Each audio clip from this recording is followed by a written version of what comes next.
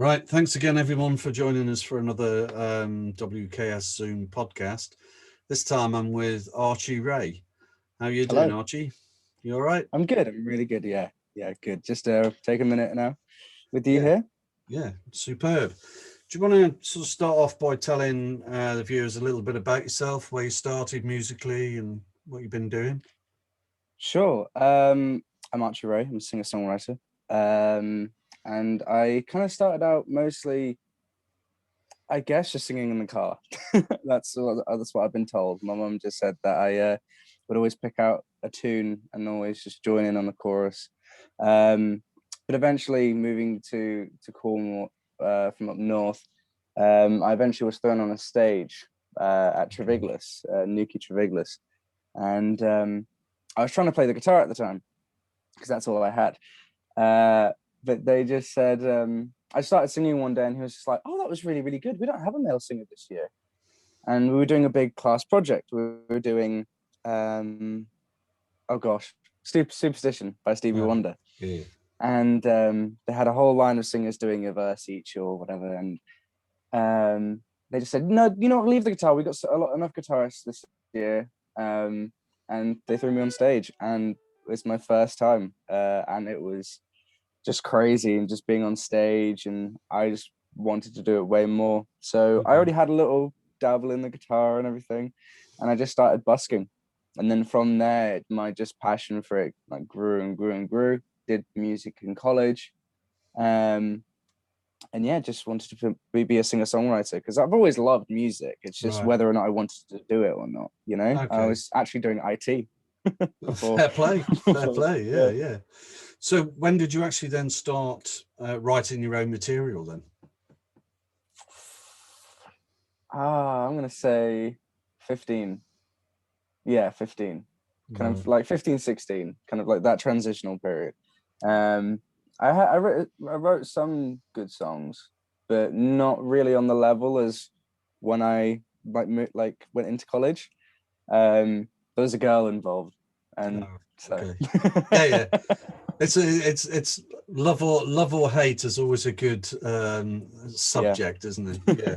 Yeah, Perfect. very much so. So what inspired you to actually start making music then? What was it? I guess yeah, it was that moment on stage, but I think it was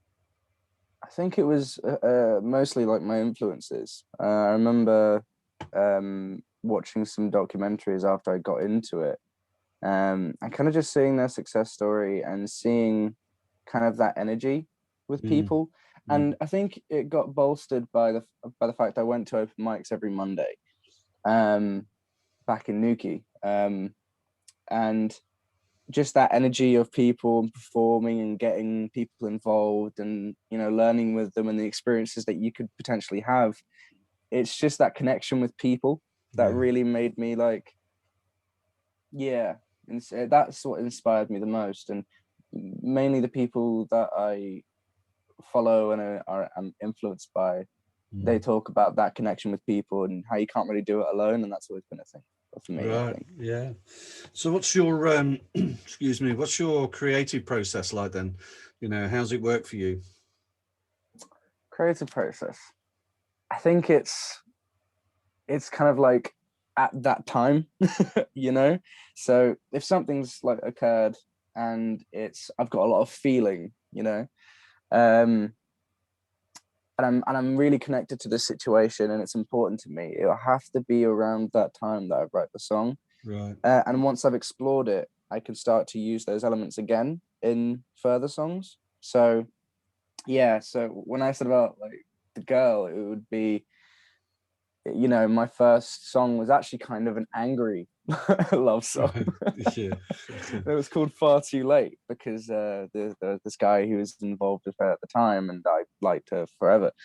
So I made a song called Far Too Late, and that was when my songwriting kind of takes a turn for the best. And I just started writing a lot more and going a bit more complex, and then using kind of those ideas and those situations. And if I didn't write them at the time, I wouldn't be able to come back to them later.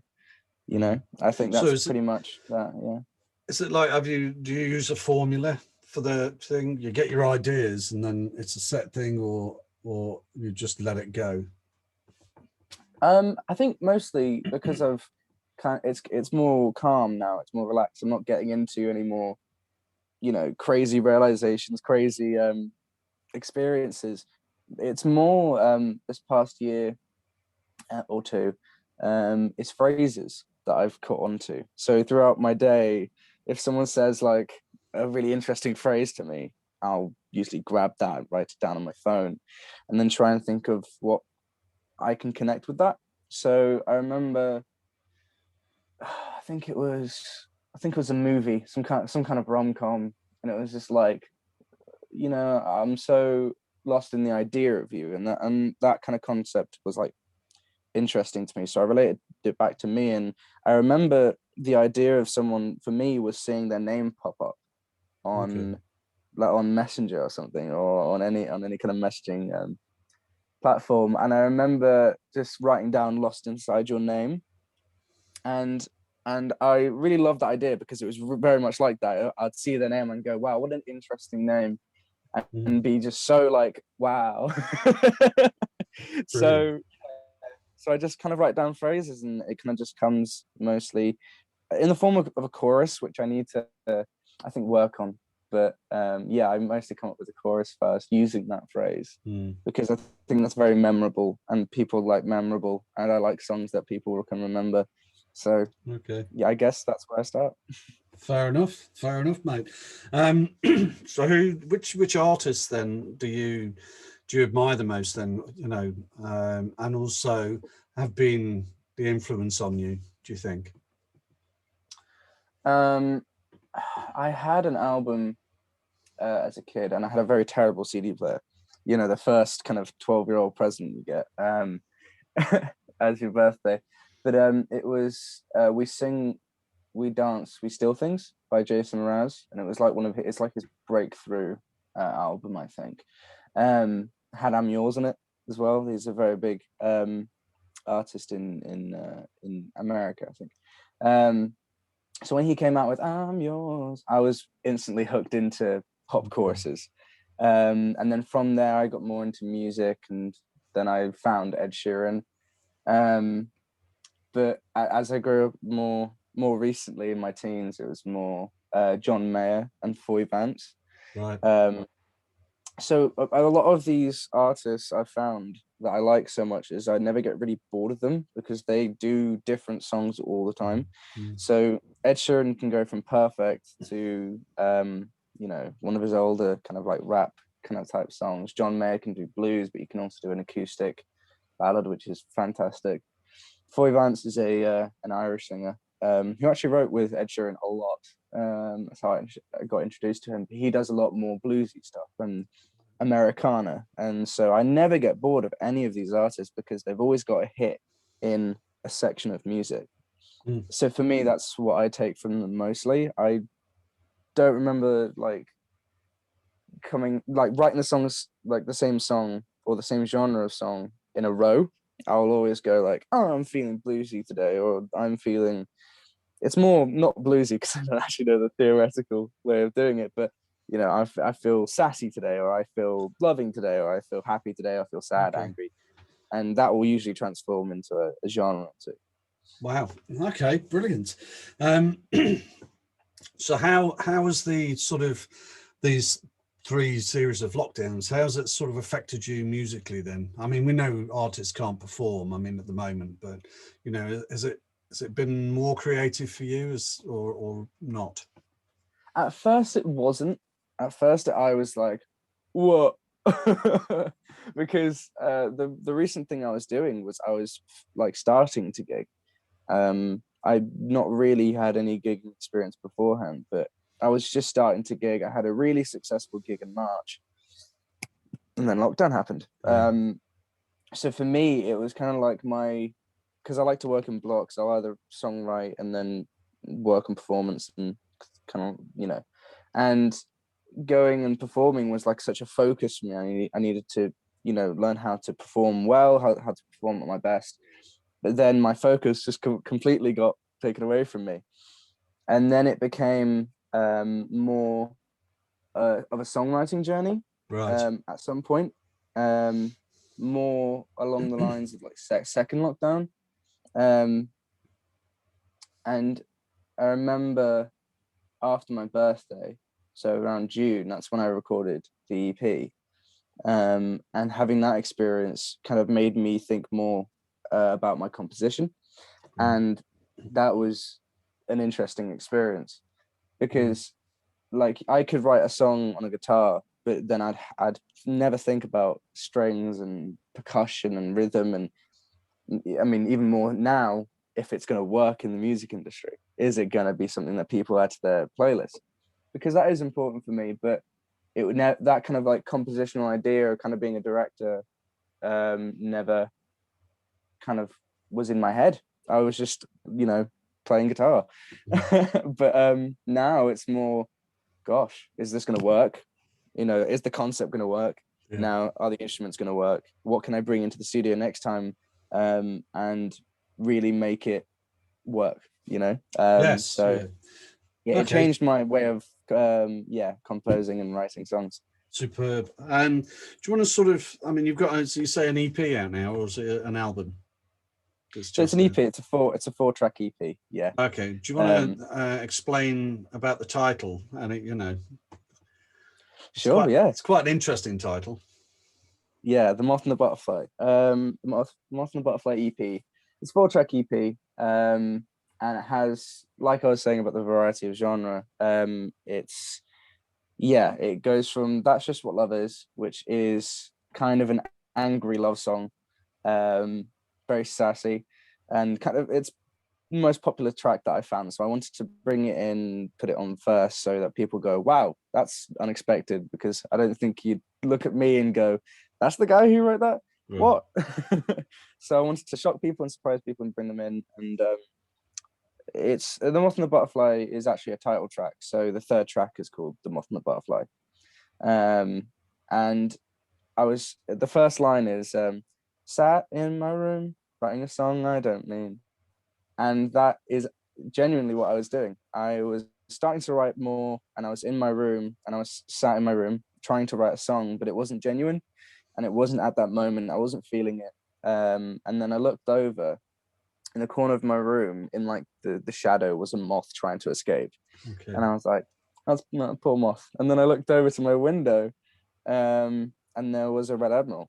So a butterfly was just kind of sat on the window pane, and I kind of just looked at them and I was like, they are so opposite, it's insane, but they are so similar. Moths are attracted to light uncontrollably, and they kind of have no kind of freedom in that sense. But then butterflies have all the freedom in the world, and they're very colorful, and they can be in light with freedom of choice. So I love that idea anyway. But kind of making it more, at that time it was still like the girl and loving feelings. So, and I realized that we were very different. And so I was like, how do I write a story about a butterfly, which is this positive thing, bringing like positivity to a moth?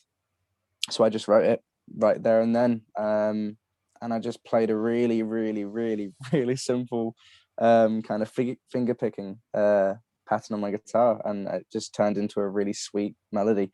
So yeah, I mean, The Moth and the Butterfly for me is also a look on my kind of opposites, kind of what's hidden, what's not hidden, kind of like the contrast of things. And you can actually see that in a lot of the tracks.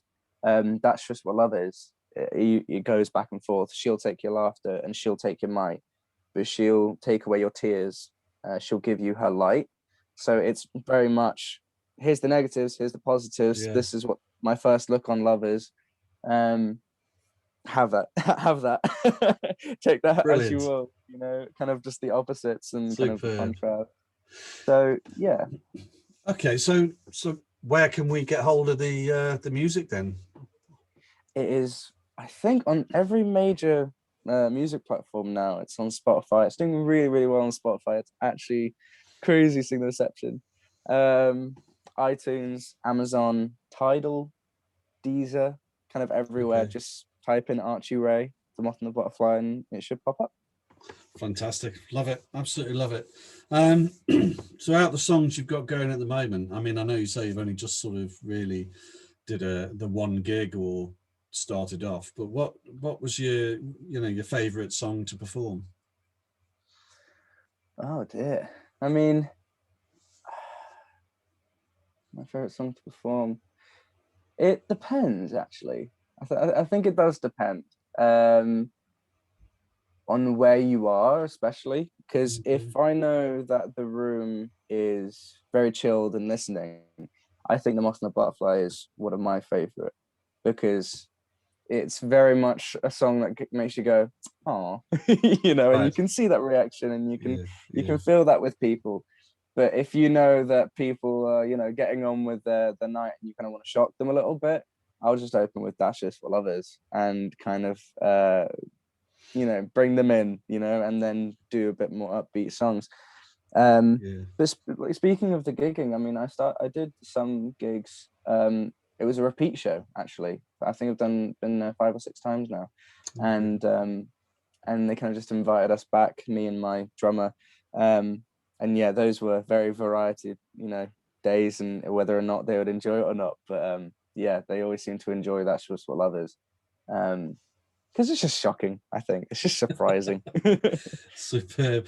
So what's next then, Archie? What's next for you? Oh gosh, you know, I mean, it's hard to know now with COVID and everything going on, but I think it's just more music. It's more recording. I've got now that I've done the EP. It was in June, so I've written a lot more songs. I love some songs that I think are going to be the best tracks on my EP. Yeah. I think it's gonna be uphill from here. Well, uphill in a good way. Yes. Yeah. Yeah. Yeah. um, Yeah. I think people are gonna really enjoy what I next bring out.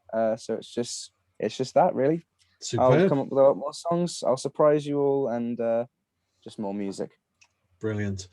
What's the best bit of advice you've been given? Oh wow, that's a very good question. Best piece of advice I've given. My mum actually. My mum gave me this piece of advice. She put it in a birthday card, one day, and it was at a time when I think I couldn't do the singer-songwriter biz. It was everybody trips up at times. It's how you get back up that counts. And I think for me, that's really important because I trip all the time. But I will continue to keep getting back up. Better. Fantastic. Fantastic. Nice and positive, mate.